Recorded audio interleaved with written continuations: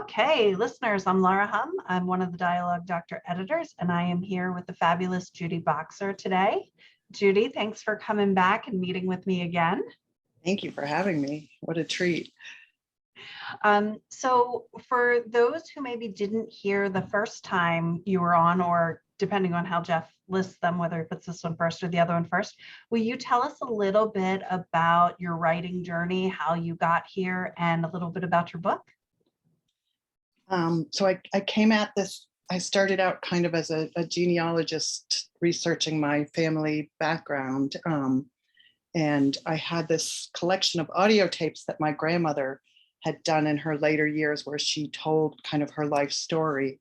And I kept thinking that this was an incredible story that really the world needed to know. So I kept being drawn back to it. And then just to figure out, I've had a struggle with how to tell it. You know, should I tell it as the granddaughter telling the story? Should I tell it as her story? How to keep it. I wanted it to be nonfiction, but I feel a little bit that I'm on the border, fiction, nonfiction. So yeah. Well, I am just so appreciative that you're allowing me to be part of this with you. As we prepped for our sessions, you shared a little bit with me about your grandmother and her story, and just the little parts that I was able to know from our past session and our email exchanges. I'm so excited to learn more about her story and her life, because she had an amazing life, and circumstances in her life really kind of changed the trajectory. And then she ended up creating this amazing, beautiful, huge family around herself. So, and what a gift to have tapes. Which is really unusual. I mean, to have someone who was alive at the beginning of the century and a woman telling her own story is very unique. So yeah, absolutely. And there are lots of things that happen in her story that can feel, for those of us who grew up in a different century, it really feels, we feel very fortunate in comparison to the choices that many of us have in, the first world. Other places, not so much, but kind of helps us understand maybe a little bit about other parts of the world where there aren't quite the same choices. So I think it's a great story, and yes, I'm excited to be a part of it with you. Thank you. Yeah. So why don't you tell the listeners a little bit about what you're hoping to get out today and what you sent to me before we get started? So first, I agonized a bit over what to send. None of my chapters are very polished or very far along. I did my initial kind of vomit draft was just this happened, this happened, this happened. And now I'm trying to make it into a story. So what I sent you was basically the first chapter, although I called it the second chapter. The first chapter was kind of, this is how I came to tell this story. This is how I developed the expertise to research the history and why I wanted to tell the story. And then this chapter was the beginning, which, and again, structurally, I'm not sure this should be the beginning. So that was part of the reason I wanted to send it to you. But this begins with her as a very young child in the first kind of traumatic moment in her life, which was her brother leaving to join the rest of the family in America. She was still in Russia with her mother. So I guess what I'm hoping to get out of it is should this be where I should begin? How should I tell this story? Have I made it enough in scene, or does it still feel too distant? I guess those are the big questions. Wonderful. Well, I was really excited to get this chapter and to read it. And I appreciated that you sent me not just the first chapter of like the first traumatic moment, but then a chapter much later in the book where she's having another kind of traumatic moment, and the reflection back on like losing another was definitely a theme there. And unfortunately, it sounds like for her life, there's a lot of loss. So yes, it's going to be a theme that's kind of revisited. So yeah, I thought that the way that you were able to like share her insights of what her childhood looked like was really interesting to me. Now, are these things that you got from her tapes, or was this some stuff that you had to kind of imagine what it was like for her? I tried to imagine as little as possible. So there's definitely some, and she definitely talked about losing her brother a lot because that was a big moment for her, although she was only 6.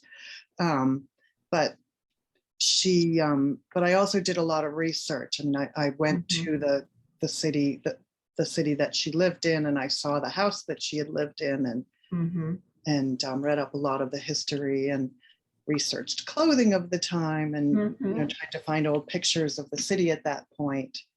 And I also listened to a lot of there's a lot of recordings of other people reflecting on their life pre-World War I in Russia, Jewish people in particular.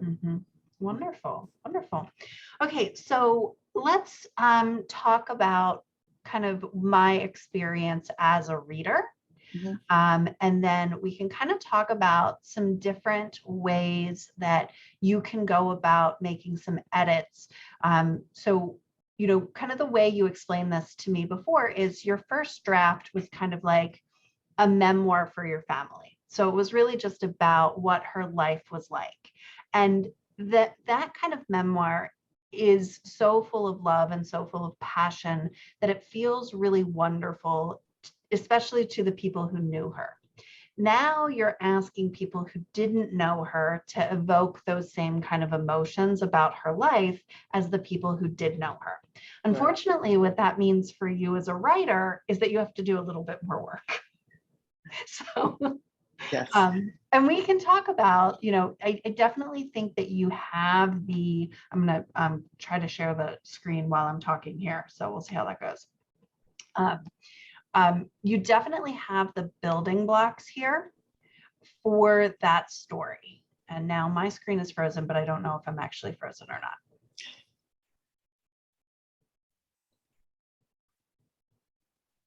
Can you still hear me? I hear you. I just see something that says you've started screen sharing. There we go. Okay. All right. There we go. The joys of Zoom, right? Yes. Okay. So where we start the story. So for those of you who are listening, and Judy, for you, to help you kind of understand my editing process, while I always want to keep an eye on the writer's vision and what I want to share as an editor, my first read of a piece is always as much like I am a new reader as possible, because I really feel like that's the place where we find the best connections to delve into the story, is if we're reading it like a reader. I do think that, sometimes as a writer, we have this vision of what the story should look like. And then, you've heard me on, if anyone has listened before, have heard us talk about things like reader burden and making assumptions for the reader and those sorts of things that we want to avoid. We also talk a lot about this connection being an emotional one.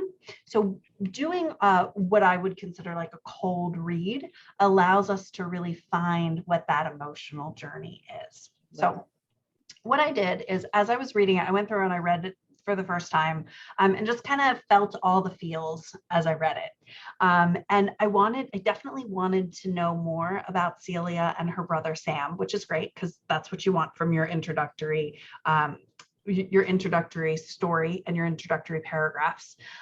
But what I found is there was a lot of backstory to orient me to her life without necessarily giving me the opportunity to get to know her. So let's take this paragraph, for example. You're talking about this day that she's having on the top of this roof, which is obviously the playground for her brother's friends, and she tags along. So you give us this wonderful paragraph that describes how she can kind of see her whole city. It's hot and it's dangerous and it's scary and she's worried, but I can like envision being there, but I don't know what she feels like until the end of that paragraph where we feel the pit of her stomach, but we're feeling it about the loss, not about where she is. So that was kind of what I took away from that paragraph. And then at the end, you kind of reveal this fact that Sam is leaving, but I don't quite know who Sam is yet. That's okay, right? Like sometimes as a writer, we want to like bait our readers into, oh, there's something more here. So that works. And then the next paragraph, you introduce Yosef. Am I saying that right? Yeah. Okay, great. And kind of it helps us orient Celia in the fact that she's a little girl living in a big boy's world, right? And then there's a reference to Sam again, but still no description of who Sam is.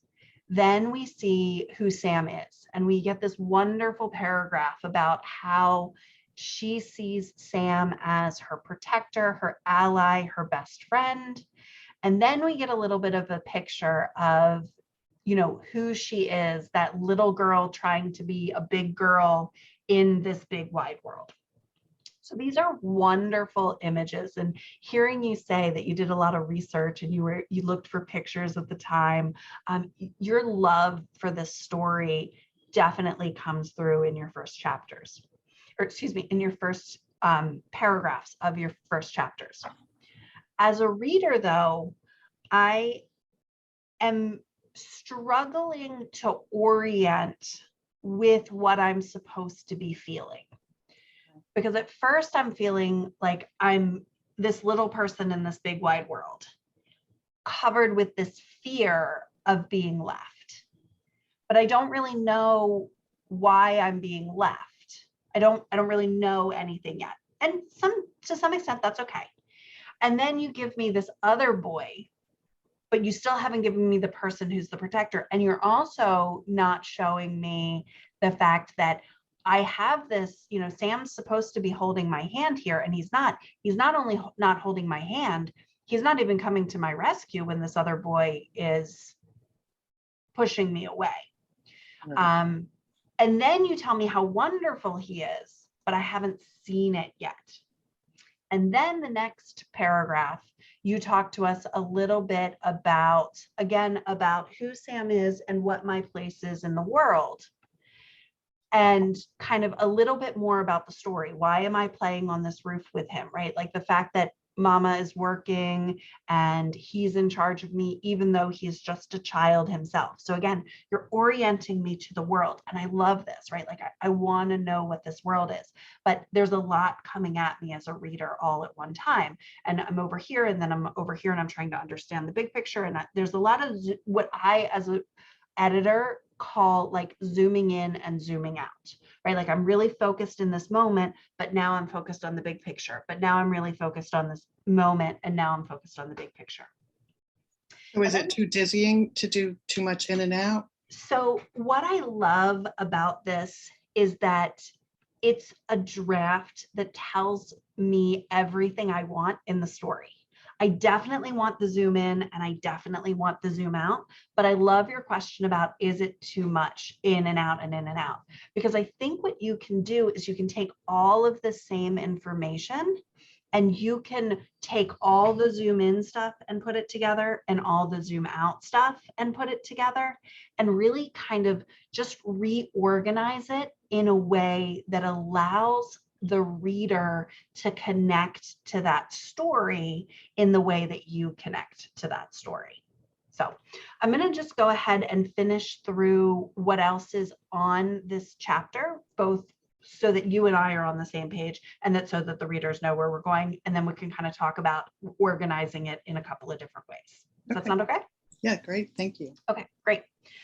So then we get 3 paragraphs of how much fun it is to be on the roof, right? Like even though Celia's feeling sad and she's got this pit in her stomach and she's really hot, they're on the roof because they're kids and they're having fun and they're playing with these pigeons and they're racing the pigeons. And then, right, like, so it's like this really nice moment that they're having. And then we see Sam kind of pushing her away a little bit. Sam didn't usually order her around. Celia looked up in surprise, right? Like, so again, we're seeing two different sides of Sam. We're seeing Sam through Celia's like lens of love, and then we're seeing Sam's actions as an 11-year-old boy who's just kind of being an 11-year-old boy. So again, we're not sure who to root for here now. We know we're supposed to root for Celia. It's her story. But we're supposed to root for Sam, and we're supposed to want to miss him. But quite honestly, he's not being very nice to us. So what is there to miss?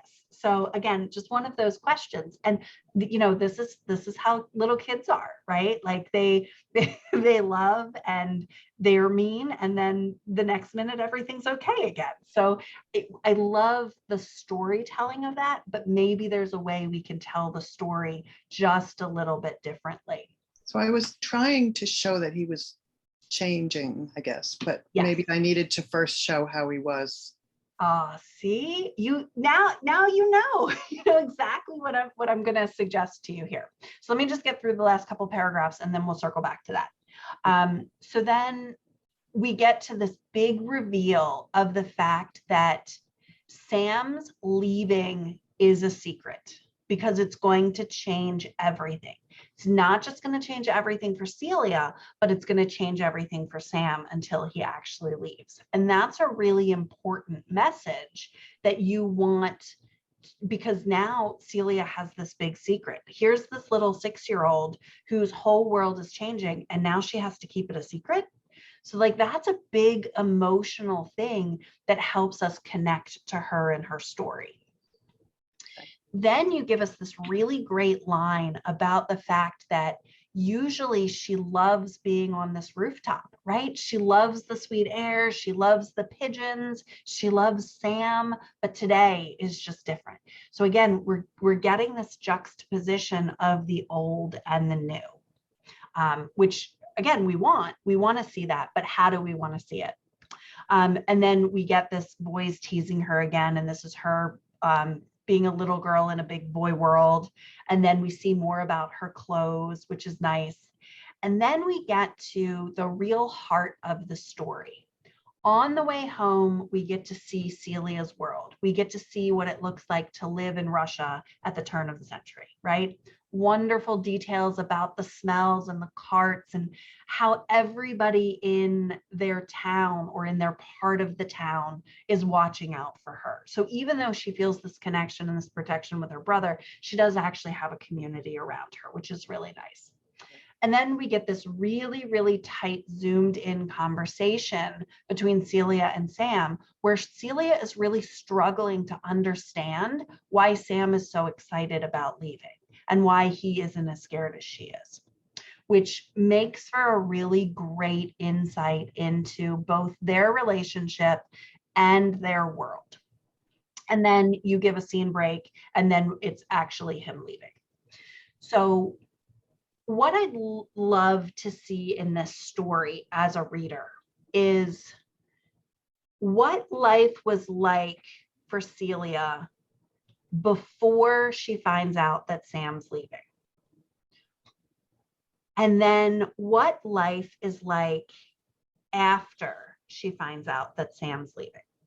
And you could do that in a couple of different ways. So depending on how long your book is going to be, you can do a chapter that's like Celia is walking out of school and Sam is picking her up. So you're meeting both Sam and Celia at the same time. And they have a conversation maybe about like, what are we going to do today? How was school? And then, so you can give a couple lines of dialogue and a couple of descriptions. And then maybe Celia says, what time do you think mom's going to be home from work today? And then you can have the narrator talk about how after dad died, mom had to go to work, because you want really to orient the reader to what's happening in her world and how her world is. It's not what it could have been, but it's her world and she loves it. She loves playing on the roof with her brother. Maybe her brother says something like, mom's not going to be home till late. And then Celia starts to pout, and Sam says, "Don't pout. We'll go play with the pigeons for a little while." And Celia says something like, "Ooh, can I do something, with the, can I hold the pigeons today?" And maybe Sam says, "Now, Yosef and the other boys don't want you to hold the pigeons, but you can stand next to me while I hold the pigeons," right? So like something where they're having this conversation where we fall in love with Sam the way Celia falls in love with Sam, right? Maybe they're, as they're walking and they're climbing, she's getting scared climbing to the roof, and he's standing next to her saying, "It's going to be safe," and she's like, "But there's broken glass," and there's no railings, and he's like, "Well, just stay away from the broken glass and the edges and you'll be fine," right? Like something to help us orient. So you're giving us the same description that you've given us in this big paragraph of orientation, but we're seeing it in the moment through her eyes. Now, the benefit of that is that we as the reader get to be in this moment with her. The drawback of that is it moves us further away from memoir into a little bit more of that fictionalization of the story. Right. So what are your kind of thoughts on hearing that take on what your story is? Well, I mean, it's still not fiction because it's still describing the life that she's described. I mean, it's just starting up a little bit earlier, I think. Okay. I guess part of what I was trying to do was, they always say you have to hook people in quickly. And I guess I was worried that if I just showed normal life, is that just boring and you won't hook people? Or yeah, so you bring up not starting out with the crisis kind of. Yeah, you bring up a great point here in that, what is it that's going to hook people into the story? And trauma is always something that is going to like make people look. I mean, you think about how often we're in traffic jams because people want to look at the car wreck that happened, which, it's terrible, but that curiosity that we have as we drive by. So that trauma and the pain that she's feeling is definitely something that can hook your reader. But at the same time, this is the story of somebody's life who, settles and then there's upheaval, and then settles and there's upheaval, and then settles and there's upheaval. And meeting a child in their life, I won't say everybody, because I know a lot of people don't like children, but many, many people love children and they love to see a child happy. So starting your story with a short chapter about how life is happy can be really uplifting. If you're worried that it's too uplifting, maybe what you do is you take this paragraph that you have down here about the fact that, where is it? I went too far. I have a note about it, about Sam's leaving is a secret. Mm-hmm. And then this becomes that conversation. So Celia runs out and is so happy to see Sam, and he says, "We're going to the roof," and she's like, "But I don't want to go to the roof. We only have another couple of weeks before you leave. Can't we just do something, you and me?" And he's like, "Oh, nonsense," right? Like, it's fun and I want to spend time with my friends. I spend time with you all the time. And she's like, "Well, have you told them yet? Do they know?" And he's like, "No, and you're not going to tell them either." And right, like, so you're still seeing this, like, I want to do this. This used to be fun for me, but it's not anymore because he's leaving. Right. But again, you want some of that, like Sam is the hero before Sam becomes the one who's not going to be there, because we want to be able to see some of that love. Okay. Right. And if you do a scene where like they're up there and they're fun, and again, this is where you get to decide how many chapters you want this to be. So you could do it as a chapter of life is good. And then she overhears a conversation, or she's participating in the conversation where their mother tells them that Sam is going to America. And, Sam is very excited and Celia is very upset. And, then because then we get to see the mother and her relationship with the kids as well, because presumably it's the mother who tells him he's going and not just the letter from the brother. Right. Right. So like, and then because you also have this conversation at the end of the chapter about like, well, why do you want to go? And you don't even know him. And he's like, of course, I'm not going to forget him. He's my brother. You're not going to forget me. Right. Like these are wonderful moments in the dialogue that can happen. So if we have this, life is wonderful, she gets this devastating news, and then we see Sam changing, pulling away from her as he's getting ready to leave in like the third chapter. We're now, as the reader, kind of going on this roller coaster ride with her. We're like, life is happy and good. We get this bad news, but okay, it's not going to happen for a while. So there's a little bit of normalcy. Maybe we're starting to have fun, but then Yosef pushes me on the roof and Sam doesn't come to my rescue like he has before. And now my emotions as the reader are going back down, and we're like, oh, but what's she going to do? Like, she doesn't have any friends. What's she going to do after school? Sam's not going to be there to pick her up. She's 6 years old. Is she going to walk home by herself? Right. Like we start to have all of these worries and all these emotions with her. Right. And then Sam actually leaves. And then you can go into the next chapters of what her life is like without Sam, which again, probably are going to, for those of you who are listening and can't see my hand motions on the video, I'm doing like a roller coaster where we start kind of at baseline and we go up to a peak where we're feeling really good, and then we're going down below the baseline. So we're feeling some sadness, and then kind of up and back down. So probably what we're going to have is after Sam leaves, we're going to kind of be at the bottom of that for a while. And then we're slowly going to get back to a place where she feels comfortable with her life.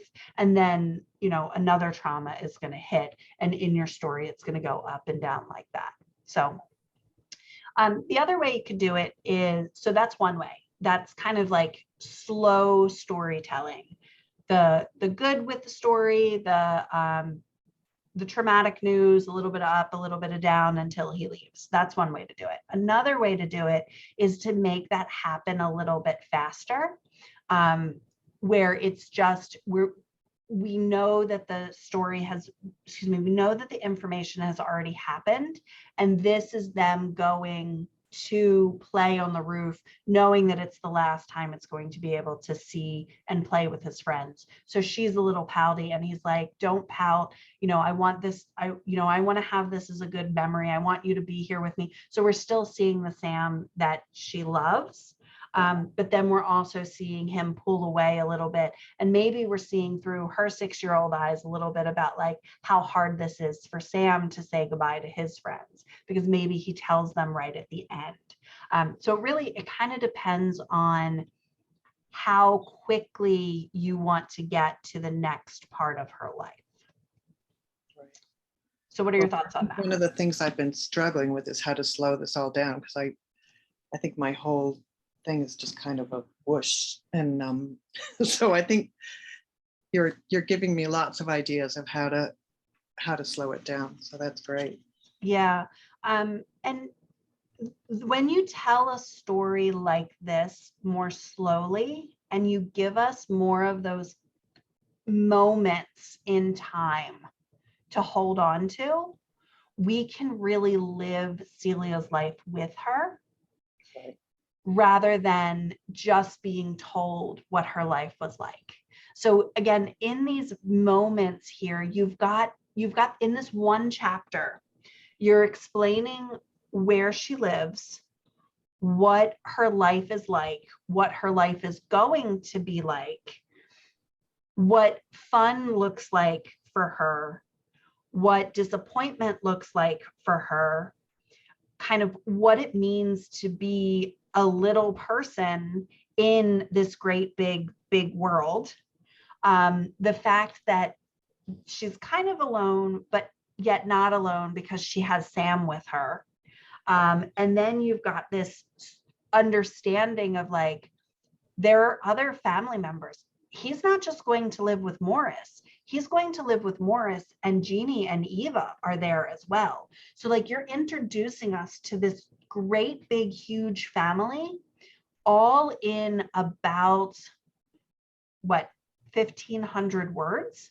Right. That's a lot for a reader to take in, so that these beautiful moments that you have where you're describing what it's like to stand on top of the roof and look out and see the shul and the cemetery and the, I'm not sure how to say the word about the part of their city. Grodno is the name of the city. Grodno? Okay. Yeah. So, you know, you're seeing all of these elements through a child's eyes being told through the eyes of an adult. Right. So the question then becomes like, are you telling the story of Celia understanding her life as an adult and looking back on it? Or are you telling the story of Celia as a child as she's experiencing it? And that's kind of a weird question. Well, I was trying to tell it in the moment. Do you think it comes across more as looking back? So I love that you're showing it in the moment. What I would say is an opportunity for you to push a little bit further is some of these moments are being told through the eyes of a child using very adult language. Okay. So this is where she's saying the cold ball in the pit of her stomach would not let her forget that he was leaving forever, right? Like, this is a very adult thought, right? Whereas a child at 6 is like, I don't want you to go. Please don't go. You don't have to, right? Right. Like, so the thoughts that we have as a 6-year-old feel very different than the thoughts that we have as an adult. And it's hard as adults to kind of remember and put ourselves in those moments as a child to kind of wash away some of the adultness of it. It works either way because, again, adults are reading it, and most adults aren't going to look at that and go, oh yeah, 6-year-olds don't think like that. They're going to know what that experience of loss means. So again, another question that you can ask yourself about, how do you want this story to be told? And one of the things that you can do is everything that's in quotation marks and like the way she's speaking can be very childlike, but the emotions that happen in the prose can remain kind of in that adult voice because you are going back to your grandmother's words and the way your grandmother told the story and kind of your memories of that and the tapes that she has, because she is reflecting on her life as an adult, but trying, as she tells you the stories, to put you in the moment. So that would work as well. So I think that's what I tried to do, was to make the actual dialogue sound more like a child and the descriptions be. Yeah, absolutely. Especially when you get down in here, we don't really hear Celia speak though, until we get down here when she clutches his hand and they're leaving. Sam, I don't want you to go, right? So, and this is an opportunity for us to look at the way children speak versus the way adults speak, right? Like, this is like, I am drawing your attention with Sam. I don't want, which is something that I'm thinking about, and then the thing that I don't want, right? Children tend to say something like this as, don't go, right? And then Sam, who's a little bit older, might be like, don't be silly. I'm not going anywhere. She's like, you're leaving. And he's like, that's still weeks away, or, you know, not for another couple of days, or shh, don't tell them that, right? Like, you know, and then, but like her just in the gut of things rather than really thinking about it. So like, even down here where it's like, won't you miss your friends? Won't you miss me and mama? Right? Like, this is great because it's really emotional, but it's very logically based, right? Like, take me with you. There's not money for you to go, but mama and me can go with you, right? Right? Like the way children think feels a little bit different than the way adults think. So, Okay. You know, I can give you a couple more examples of that if you want, or what this could look like. But now that we've kind of talked about the different ways that this chapter can be broken up, I can give you a little bit, I gave you a couple of examples of like other places where dialogue could be inserted. What's going to be most helpful to you to walk away from this session with? Well, everything so far has been incredibly helpful, but I guess, yeah, where else I could put dialogue in would be good. Okay, so let's go back to the top and let's take this first setting here. Okay. And let's take it as though you figured out kind of the trajectory of the story to figure out like however many chapters you want before the chapter where Celia is on the roof with Sam and the other boys kind of for the last time. She knows it's the last time. He knows it's the last time. It's probably the day that he's going to tell his friends that he's leaving and he's going to say the goodbyes with them at the end, right? So let's say that you've already shown us that she usually enjoys the games and she usually likes to have fun, but today she's just feeling really pouty because she knows it's the end, right? So you can start right here with Celia. Pay attention, you're in the way. Yusuf shoved her and she almost fell. Oh, sorry, let me track changes here so you have them. Okay, so then you give this description of who Yosef is. This presumably you would have told us in a different chapter because we would have seen that she's played with Yosef before, and maybe Yosef is the one. Yosef is Sam's best friend, right? Yeah. Okay. Okay, so then maybe she starts, wait, he just shoves her out of the way and she almost fell. Maybe, oh, she's looking to Sam for rescue, but he didn't even notice her.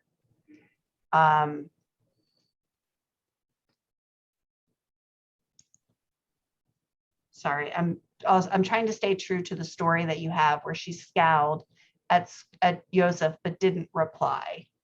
Right. There are lots of other boys there too, right? Yes. Okay.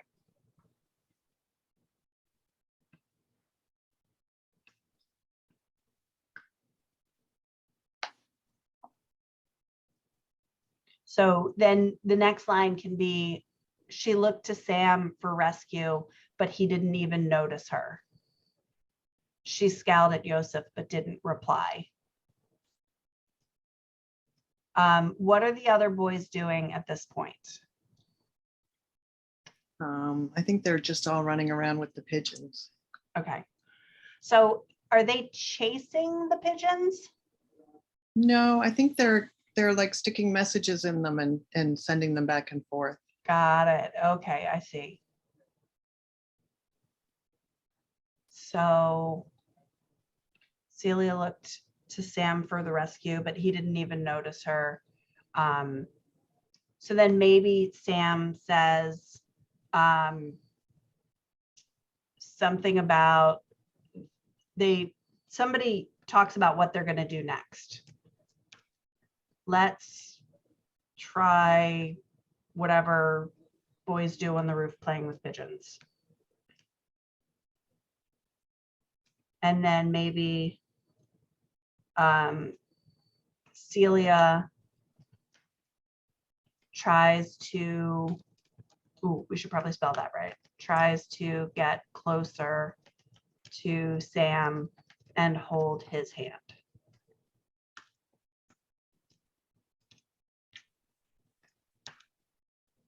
And then one of the other boys says something taunting like, Celia, stop being a baby and get out of the way, right? Yeah. Maybe what you do is you have a line like this in the earlier scene where somebody's like teasing Celia and Sam comes to the rescue and is like, leave her alone. She's just a little kid, right? But here, Sam says, Celia, go get me that piece of paper.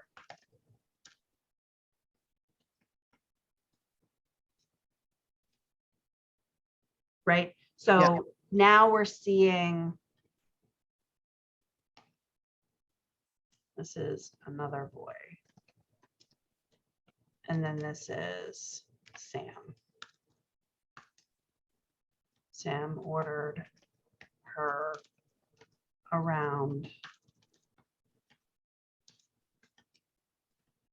And then if you want internal dialogue, you could do something like, why didn't he stop the other boy from picking on me?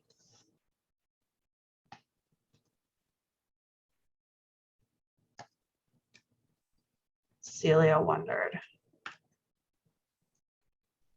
Right? So like you can take those small moments and put us in here. Okay. And then you can, right, like take some of the details about what's happening and put them between the paragraphs. So like the description of the pigeon coop can be here if you haven't already told us.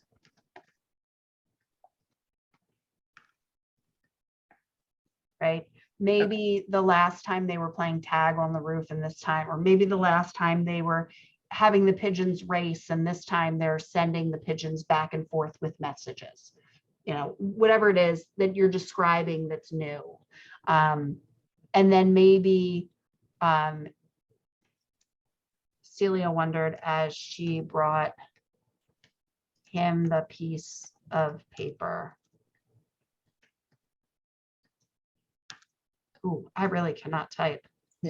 And then Sam takes the paper without even saying anything and leaves her to stand next to Joseph.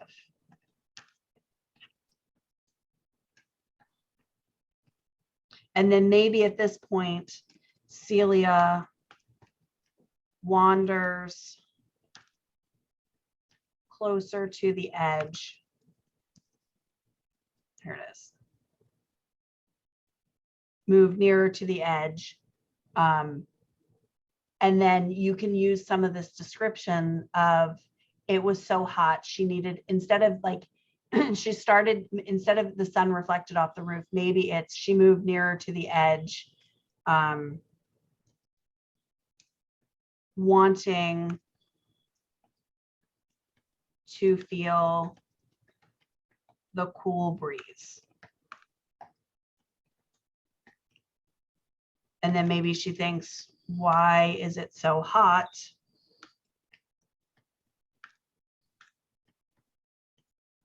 And then you can talk about the clothes that she's wearing, right? Like my skirts keep getting tangled. The lace is making me feel hotter than usual. And then she's just feeling kind of pouty. And then maybe Sam calls to her again and you know, she just watches them and she feels angry or whatever's happening, right? Like, so she can watch them and you can give the descriptions, but you're giving them through her eyes, but you've oriented us to the scene with this dialogue here to bring us into the moment. Now, obviously I took tons and tons and tons of editorial liberties here. And the goal is not for you to necessarily use this structure, but it's just to kind of give you an idea of how you can take a scene that has a lot of like background information and break it down into different parts that are punctuated by dialogue in the story, if that makes sense. Yeah, definitely. Okay. That's great. All right. What else do you want to see? Towards the end of this chapter, I put in a fair amount of background stuff. Do I need to pull that out? Like, is that inappropriate here? You mean this part in here? Where I talked about how the rest of the family left. Okay, so don't pull it out because it's really important to the story, but you want to think about where is the right place to orient the reader to the story. So if you decide from a storyline perspective, I'm gonna put a comment here in the end. I'm gonna stop tracking changes and I'm gonna do a new comment. Okay, so if you decide that you want chapter 1 to be life is good, you can give some backstory about the fact that they are in Russia and they are 5 and 11 years old, that mama works, and they take care of themselves.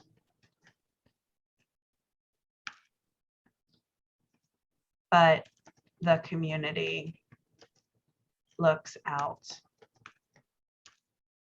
for them, right? Right. So we're seeing kind of this, this idea that life is good, but it's kind of a little bit lonely because it's just the two of them against the world. And then if you go with chapter 2 is kind of this learning that Sam is leaving. Then you can give backstory here on the family of how many siblings.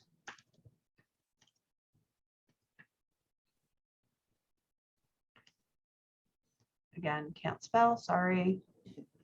There's 6 of them actually. Okay. And where they are, kind of when they left, and how it impacts life here in Russia. Then you can do chapter 3, which is kind of like Sam leaving changes him. And this is where you can see kind of him pulling away, Celia feeling a little bit lost. Maybe this is where you introduce the fact that the dad died and now it's just me and mom, and what life is going to be, right? Like maybe foreshadow what life is going to be like when it's just the two of them, who's going to take care of her, what's her job, whatever that's going to be. And then you can do the next chapter, which is Sam actually leaving. And maybe this is them saying goodbye.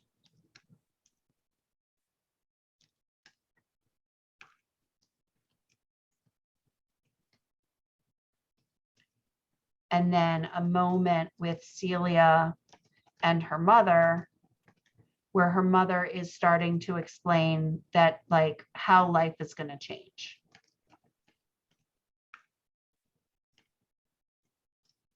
And then maybe there's a chapter 5 that where you're starting to show kind of maybe a couple of weeks or a couple of months after Sam left, where she's still trying to find her footing. I don't know if you have stories about like her walking home from school by herself where Sam used to pick her up or whatever that is, but something that shows life after Sam, but before it settles. And then you can get her back to kind of a like a safe place. Maybe she gets a letter. I'm assuming there were a lot of letters back and forth between the family. Yeah. So maybe letter from Sam that's saying that he's doing well. And now she's torn between feeling sad for herself because she's missing him and happy for him, right? Like we've all been in that situation where we're really glad for somebody else. But, you know, so these are really like adult emotions that we're processing through the eyes of a child, right? So we want to be excited with her, and then we want to feel her sadness. And then we want to like see him changing and pulling apart. And like, we also want in here to understand that like, she has been not holding Sam back, but he's had a lot of responsibilities for having to watch her all of this time. And now he's going to have all of these opportunities. So again, kind of that balance of like, I miss him, I miss who he is, but okay, this is okay for him. And then the sadness, and then, you know, kind of the up and down that we were talking about a little bit earlier, allows you to kind of get to the next part of her life where, and then it kind of, this kind of chapter 6 kind of starts your cycle again, right? So you've got your life is good, we're learning. So if we take it and we compare it to her sister dying in her later part of her life, right? Like the same thing will work. So this, sorry, I got distracted here. He's doing well. Celia is settling in, which gets us back to kind of a life is good moment. So if you use this kind of 5 or 6 chapter progression for all of the big things that happen. So like she's settling in, life is good, her mother gets sick. Things get harder because her mother is sick, and then she has to fight for her mother to you know, to stay with her mother. And then the new reality of what life is like with her mother being sick and her being the primary caretaker, and then things settle in, and then they get a letter from America saying that, hey, there's this opportunity for you to come. And she's like, again, back in the life is good, right? Like things are settled. It's hard, you know, it's not like she's just lounging around all the time. Life is hard, but she loves her mother. She is happy in her life. And now this opportunity to go to America comes in. And if we kind of use the cycle, 5 and 6 can sometimes be blended together, or 6 and 1 can kind of be blended together. You don't always need the 2-step to get back. But so she goes and she moves in with her sister, and she falls in love with her sister's family, right? And maybe there's an extra life is good chapter in there where you mentioned in the story that she's kind of dating a boy who works in her uncle's shop, right? So like maybe there's an extra chapter in there. Did I get that detail right? Yeah, no, that's right. My only problem with that is I really don't know anything about him. I'm trying to figure out how to put him in. I don't even know his name. Yeah, so you don't have to necessarily describe him, because you can describe her feelings about him without, right? Like, because you know what young love looks like and feels like, right? Like, so you can describe that without really having to describe him or who he is or anything like that, right? So maybe you get a couple of life is good story chapters, and maybe like the move to America, instead of doing this cycle of good, bad news, there's change coming, like the impact of the bad news, the pit, and then kind of digging back out of the pit. Maybe you know, you get a couple of chapters in here where like life is good, something else good happens, something doesn't go quite as planned, something else good happens, right? Like, so we're getting this, okay, life is finally settling down. And this is where like the story goes to like, maybe as readers, we think that, you know, because this is your grandmother's story, right? Maybe we're thinking that the boy that she meets that works in her uncle's shop is your grandfather, right? Like we don't know. So, you know, kind of giving us some of the ups and the downs. But then, you know, so life is good. She's taking care of her sister's children with her. Then the next step in the cycle is learning that her sister is sick. And then in this, the third beat of that, where it's like Sam is changing, it's her relationship with her sister is changing, right? So instead of just taking care of her sister's kids, she's sitting with her sister as her sister is sick, and she's making promises with her sister and that sort of thing. And then you've got the moment where her sister dies.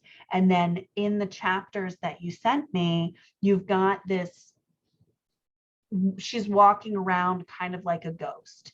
Other people are having conversations around her and she's not participating in the conversations. Like she just can't get back into her life.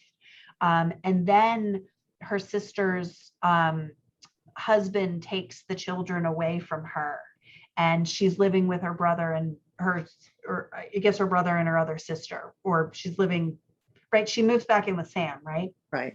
Okay. So then, right, like life is starting to settle in with Sam, but she's, you know, she's got this boy that, you know, presumably might still like her, but then she's got her sister's husband who's telling her like, you can see the children if you marry me, right? Like, so those, but that cycle of like life being good, a dip, you can use that same kind of pattern of chapters at the different moments in her life.